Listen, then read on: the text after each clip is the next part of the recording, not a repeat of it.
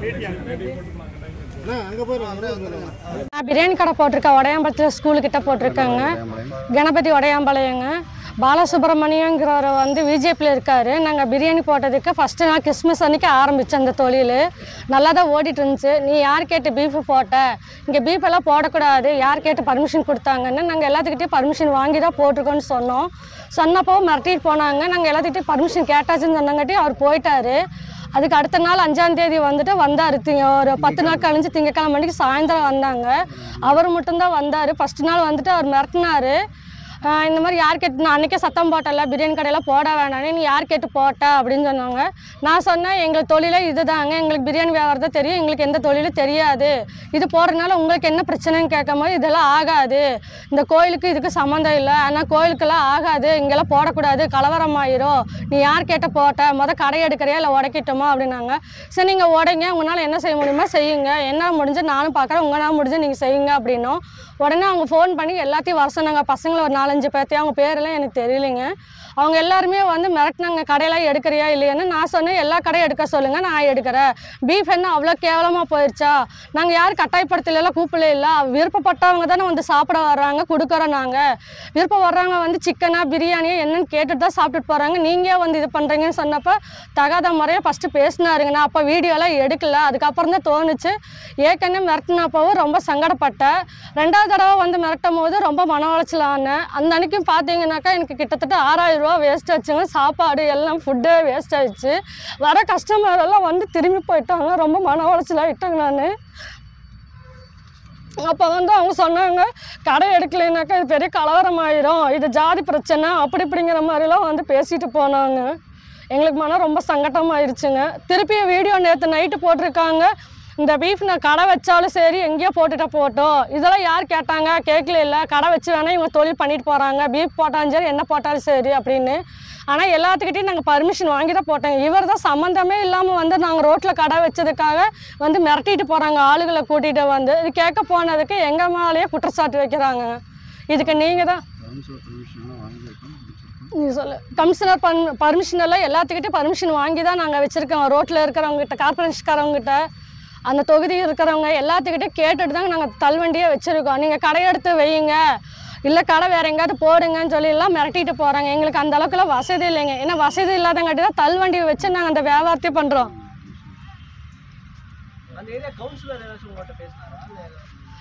இல்லைங்க, பேசுனாங்க வந்து நீங்கள் போட்டுக்கோங்க, நீங்கள் பீஃப் கடையெல்லாம் நாங்கள் போட சொல்ல இல்லை, இட்லி தோசை தானே போட சொன்னோன்னு.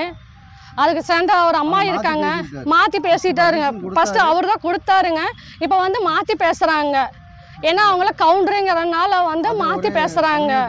அந்த பிரச்சனை வந்து அவங்க ஒன்றா சேர்ந்துட்டாங்க. அவர் அந்த இடத்துல வந்து தப்பிச்சு போயிட்டாரு. கொடுத்தாருங்க, எல்லாம் போட்டுக்கங்கன்னு சொன்னாங்காட்டி தான் 10 நாள் பக்கம் போட்டாங்க. இது வந்து வேண்டிய நாங்கள் ரோட்டில் வியாபாரம் பண்ணவும் பார்த்தீங்கன்னா 2 பேர் பசங்களாம் பைக்கில் போவோம், டே இந்த கடையெல்லாம் உடைக்கணும், அதை பண்ணணும், இதை பண்ணணுங்கிற தகாத வரையிலெல்லாம் பேசிட்டு போனாங்க. சரி பசங்க மிரட்டிட்டு தானே போகிறாங்க, வேறு ஒன்றும் செய்யலாம், நம்மக்கிட்ட நேரடியாக வரும்போது நம்ம நேரடியாக பார்த்துக்கலாம் அப்படிங்கும் போது தான் விட்டோம். இந்த 5ஆம் தேதி சாயந்தரம் வந்து ரொம்ப வார்த்தைகள் விட்டாங்காட்டி தான் எங்களுக்கு சங்கட்டமாயிருச்சு. உன்னை யார் கேட்டு நீ பீஃப் போட்ட, உனக்கு யார் இந்த பர்மிஷன் கொடுத்தது, இங்கே வைக்க சொல்லி யார் சொன்னது, அவர் யாருங்க எங்களுக்கு பர்மிஷன் கொடுக்கறதுக்கு, எங்கள் ஏரியாவில் நாங்கள் கடை போடுறோம், எங்களுக்கு என்ன தொழில் தெரியுமோ அதுதான் நாங்கள் செய்ய முடியும், அவன் சொல்லக்கூடாது இல்லையா, இன்னது தான் போடணும், நீ இட்லி தோசை போடு, மீன் போடு, எல்லாருமே மீன் போட்டிருக்காங்க, சிக்கன் ரைஸ் எல்லா ரைஸும் தான் போட்டிருக்காங்க. எனக்கு வந்து பிரியாணி தான் இஷ்டம், எங்களுக்கு பிரியாணி தான் தெரியும், அதனால் அந்த தொழில் தான் நாங்கள் செய்கிறோம். அவன் சொல்கிறதுக்கெல்லாம் ரூல்ஸ் இல்லை இல்லையா, அவன் வந்து அப்படி பேசுகிறாங்க. அவங்க பேசுறதுக்கு என்ன தகுதி இருக்குங்க? முதல்ல பீஃப் என்ன அவ்வளோ கேவலமாக போயிடுச்சா? இதுதாங்க எங்களுக்கு வந்து அதே இடத்துல வேணும். அவங்க சொல்கிறாங்கக்காகலாம் நாங்கள் பயந்து போகிறதா இல்லைங்க. நாங்கள் எங்கே போட்டிருந்தோமோ அதே இடத்துல எங்களுக்கு திருப்பி கடை வேணுங்க. அவங்கள எங்களுக்கு பாதுகாப்பு மெயினாக வேணுங்க. 2வது அங்கே கடை போடுறதுக்கு எங்களுக்கு பர்மிஷன் போலீஸ்காரங்க கொடுக்கணுங்க, கமிஷனர். ஆமாங்க, எடுத்துட்டாங்க. எங்கள் குடும்பத்துக்கெல்லாம் பாதுகாப்பு வேணுங்க, எங்கள் உயிருக்கு பாதுகாப்பு கண்டிப்பாக வேணும். அங்கே கடைக்கு போகிறதுக்கு பர்மிஷன் அவனை அரெஸ்ட் பண்ணணுங்க மெயினாக. ஏன்னா தகாத முறையில் வந்துட்டு ஒரு லேடிஸ்கிட்டயே ஒரு மரியாதை இல்லாமல் அவன் பேசினான். எங்ககிட்ட அந்த அளவுக்கு வசதி இல்லைங்க. ஏன்னா நாங்களாம் அன்னன்னைக்கு சம்பாரிச்சாதான் எங்களுக்கு, எங்கள் குழந்தைகளுக்கும் சரி எங்களுக்கும் சரி அன்னன்னைக்கு இன்னைக்கு நான் சாப்பாடு இந்த கடை போடுறேன்னா கடை போட்ட அன்னைக்கு 3000 ரூபாய் நீங்க லாஸ் ஆச்சு சொல்லிருந்தீங்க. இல்ல அவங்க சண்டை போட்டாங்க. அவங்க சண்டை போட்டாங்கல்லன்னா சண்டை போட்டதுக்கு அப்புறம் எந்த வியாபாரமே ஆகலைங்க. ஏன்னா பப்ளிக்காரா எல்லா கூட்டம் அந்த வீடியோல நீங்க பாத்துருப்பீங்க எத்தனை பேர் நின்று பார்த்துட்டு போனாங்கன்னு. அப்புறம் எப்படி நான் சாப்பிடணும்னு தோணும், எல்லாம் பயந்துட்டு தானே போனாங்க. சரி நைட்டு வரைக்கும் நான் கிட்டத்தட்ட 12 மணி வரைக்கும் அந்த கடை வச்சுட்டு தான் நான் உட்காந்துங்க. எந்த வியாபாரமே எங்களுக்கு ஆகலைங்க. சில பேர் வாங்கினாங்க, என்னக்கா பிரச்சனையா என்னக்கா பிரச்சனை, அந்த பிரச்சனையெல்லாம் முடிஞ்சக்கப்புறம் வரங்கன்னு சொல்லி தான் ரிட்டர்ன் போனாங்க. எங்களுக்கு வியாபாரமே ஆகலைங்க. அதெல்லாம் பார்த்தீங்கன்னா நாங்கள் ஒரு கவரில் கட்டி கொண்டு போய் வீசதான். அண்ணா ஸ்கூலுக்கும் அதுக்கும் ஸ்கூல் வந்து நாங்கள் சாயந்தர டைம்ல தான் நான் கடை போடுறோம். ஸ்கூல் முடிஞ்சதுக்கு அப்புறம் தான் போடுறோம். கோயில் பார்த்தீங்கன்னா தள்ளி தானே இருக்கு. ஃபர்ஸ்ட் மீன் கடை, ரெண்டாவது ஒரு மீன் கடை, அதெல்லாம் தாண்டி தானே நாங்கள் போட்டிருக்கோம். ஒயின் ஷாப்புக்கும் ரெண்டுக்கும் நடுவில் தானே நாங்கள் வச்சிருக்கோம். யாருக்கும் எந்த பாதிப்பும் நாங்கள் கொடுக்கலன்னா. இதில் பார்த்தீங்கன்னா அவர் சொல்றாரு குடிச்சிட்டு வரவங்களாம் தகராறு பண்ண.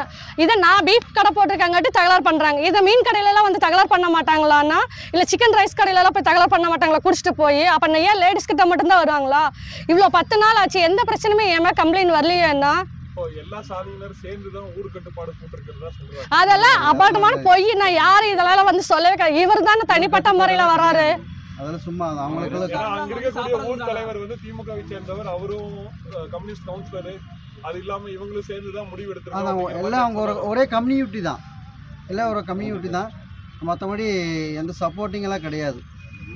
ஊர் ஜாதிய பாகுபாடு அதிகமா இருக்கு. ஆமா நிறைய இருக்கு. வேற என்ன பிரச்சனைகள் சந்திச்சிருக்கீங்க? கட்சி தாண்டி உள்ளூர் மக்கள் ஏதாச்சும் உங்களுக்கு நெருக்கடி கொடுத்தாங்களா? அதெல்லாம் இல்லண்ணா, யாருமே எதுவுமே இல்லைண்ணா. இவர் மட்டும் தாங்க. அவங்க வந்து பிஜேபிக்காரங்க தான் பயப்படுறாங்க. மெயினா அதுதான் ஊர் மக்கள் பயப்படுறது. அதுதான் அவங்ககிட்ட மோதுன்னு நம்மளால ஜெயிக்க முடியாது, அவங்களால ஒன்றும் பண்ண முடியாதுன்ட்டு அவங்க பயப்படுறாங்க, அச்சப்படுறாங்க.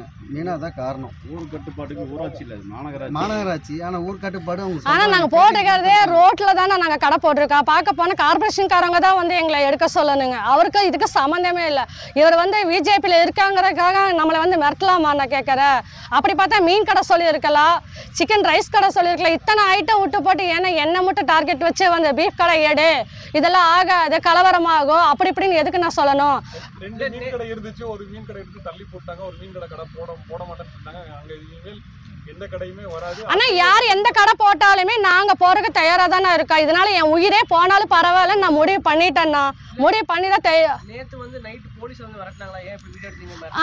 நீங்க யார் கேட்டு Facebookல எல்லாம் போட்டீங்க அப்படின்னு சொல்லி சொன்னாங்கன்னா, இப்ப வந்து போலீஸே மிரட்டிட்டு போறாங்க யாரு கேட்டு வீடியோ போட்டீங்கன்னு. அப்ப இந்த வீடியோ கொண்டு போய் கொடுத்தா யாரு கேட்டு நீங்க எடுத்தீங்கன்னு தான் நான் பதில் வரும்.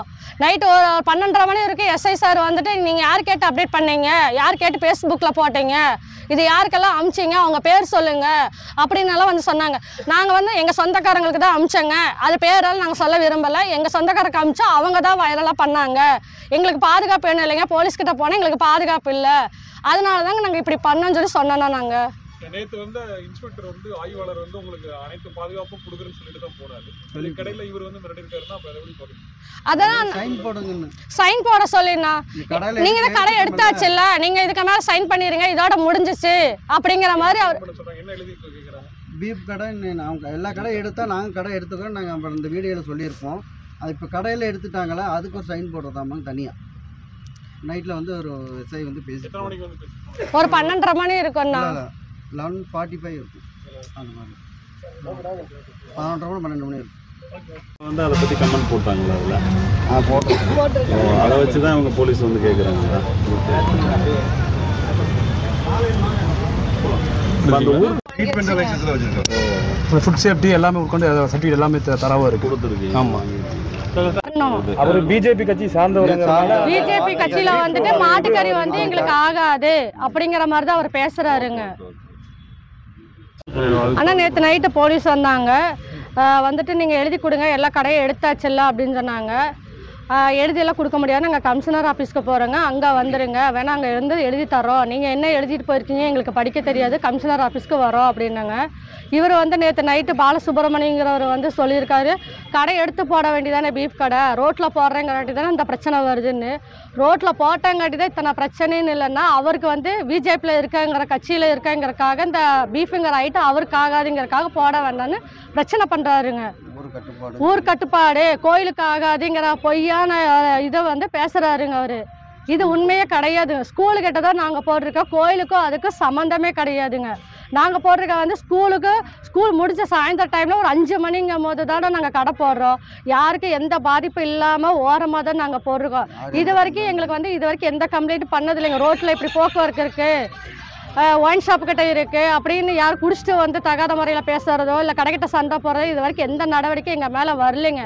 இவராக தான் ஒரு குற்றச்சாட்டு வைக்கிறாரு. பீஃப் கடை வேண்டாம், அது வேண்டாம், இதை வேண்டாங்கிற இல்லாத குற்றச்சாட்டு எங்களை வைக்கக்கூடாதுங்கிற ஒரு டார்கெட் தானே இப்போ வச்சுருக்காரு. மெயினாக எங்களுக்கு கடை அங்கே வேணும்னா எங்களுக்கு போடுறதுக்கு அதுக்கு பர்மிஷன் இப்போ 10-15 நாள் தானே நாங்கள் வச்சுருக்கோம். இது வரைக்கும் எந்த பிரச்சனையுமே இல்லைங்க. இல்லைண்ணா அந்த ஏரியாவில் பீஃப் கடை இல்லைங்க. இப்போ நாங்கள் மீன் கடை போடலன்னா அவங்களாம் மீன் கடை வச்சுருக்காங்க. அதனால மீன் தான் விரும்பி அவ்வளோத்துக்கு இது பண்ணுவாங்க. சரி இது இல்லாத பொருள் தானே, இது உடம்புக்கு நல்லதுங்கிறதுனால தான் நாங்கள் பீஃப் ஐட்டம் போடுறோங்க. அதை போடக்கூடாதுன்னு சொல்றதுக்கு இவங்களுக்கு தகுதியே இல்லைல்லண்ணா. இவர் யாருன்னு எங்களெல்லாம் வந்து மிரட்டுறதுக்கு? ஊர் கட்டுப்பாடு அப்படிங்கும் போது ஜாதி ரீதியான அடக்குமுறை. ஆனா இதெல்லாம் எதுவுமே கிடையாதுண்ணா. இவரா தனிப்பட்ட முறையில வந்து தானே பீஃப் போடக்கூடாதுன்னு வந்து சத்தம் போட்டு போனாங்க. யாருமே அப்படியெல்லாம் வந்து சத்தம் போட கிடையாது. அதெல்லாம் யாருமே சொல்லணும். இவங்களுக்கு பயந்துட்டு தானே வந்து பேசிட்டு போறாரு. அப்படிலாம் எல்லாருமே ஒற்றுமையா தான் நாங்க இருக்கோங்க. இப்போ என்ன சொல்றாருன்னா ஒரு அசைவம் வந்து இந்த பகுதியிலே இருக்கக்கூடாது அப்படியெல்லாம் இல்லைண்ணா. எல்லா கடையும் இருக்குங்க. நீங்க அந்த சைட்ல போய் எல்லா கடையும் பாருங்க. மீன் கடை, சிக்கன் ரைஸ் கடை எல்லாமே இருக்குண்ணா. ரொம்ப வருஷமாவே இருக்குங்க. நாங்க இப்ப பீஃப் ஐட்டங்கிறது வந்து இப்பதான் போட்டிருக்கோம். சரி எல்லாத்துக்கும் நல்லது, மனசார எல்லாத்துக்கும் சாப்பாடு கொடுக்கலாங்கிறதுக்காக தான் நாங்க பீஃப் கடை போட்டது.